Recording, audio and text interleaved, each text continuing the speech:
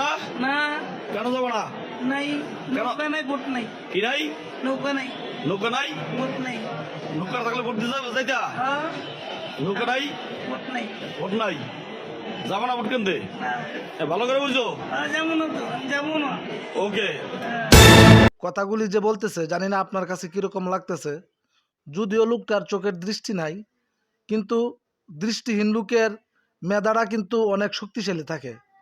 সে মেধা দিয়ে যাচাই করছে কে ভালো কে মন্দ। আচ্ছা, আমি ওইদিকে যাইতে চাই না।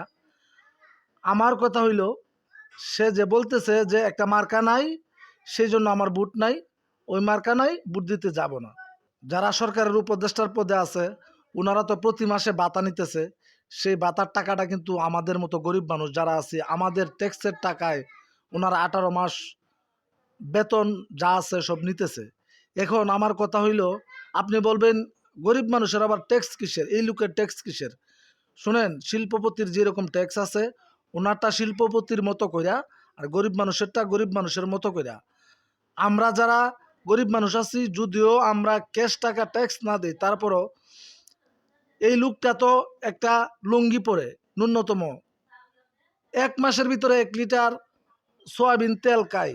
এরকম নিত্য প্রয়োজনীয় জিনিস যেগুলি আছে এগুলি যারা কিনতেছে, যারা আমরা কিনে খাই, তারা সবাই ট্যাক্স দেয়।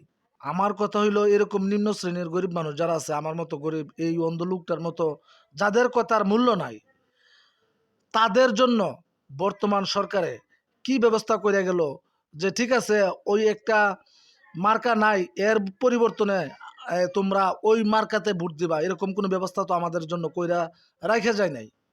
সেই জন্যই ওই লোকটা তো বলতে পারতেছে যে নৌকা নাই ভোট নাই, কিন্তু এরকম অনেক মানুষ আছে এই কথাটা বলতে পারতেছে না।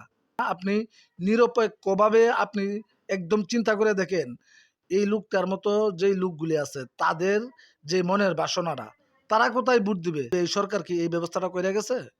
করে নাই।